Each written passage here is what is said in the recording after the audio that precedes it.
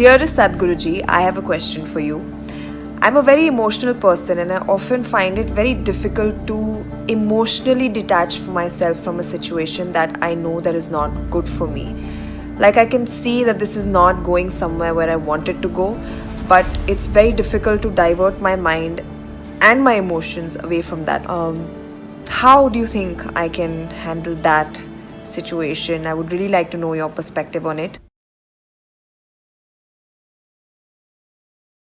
You know, the head and the heart business, but the way you think is the way you feel.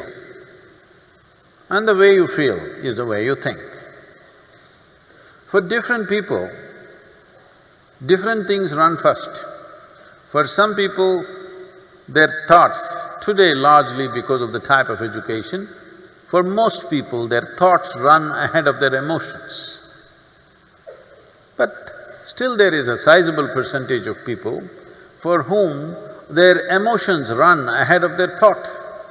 Now what Sonakshi is asking is, there are situations that you don't wish to be in, but emotions are tangled up. So thought keeps going there, unknowingly you keep walking in the direction. What you need to understand is, thought is agile. Today my thought says she is the most wonderful person. Tomorrow, if she does something that I don't like, immediately my thought says, she is no good. But if my emotions have gone ahead with this wonderful person, emotions are not that agile, they cannot turn around so quickly, it's little sappy, it takes time. In the meantime, you struggle because thought says this is not okay, but emotion is still entangled. Now what do I do about this? Don't try to control your emotions or thoughts, because the very nature of your mind is such that I don't want to think about this person means that's the only person I'm going to think about for the rest of my life. So, when compulsive thoughts and emotions come, first and foremost thing that you do is, you simply see them for what they are.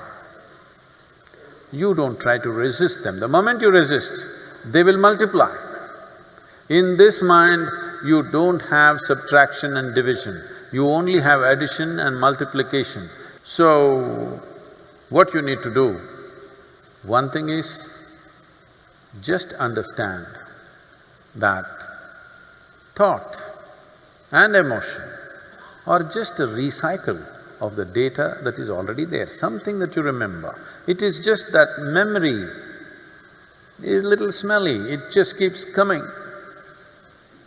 You just have to see it like that, little distance from that. It is like you were jammed in a traffic jam, you were going to the airport, you got stuck in a traffic jam, how much anxiety and struggle you had, then somehow you got there and then you got into the airplane and you took off. From up there when you look down, how nice the traffic jam looks, Simply because there is a little distance. Still the same traffic jam, but because there is a distance, suddenly there is nothing to it. Similarly with your thought and emotion, a little bit of practice to create a little distance from your physiological processes and your psychological processes come. But if you try to handle individual thought and emotion, they will multiply thousandfold.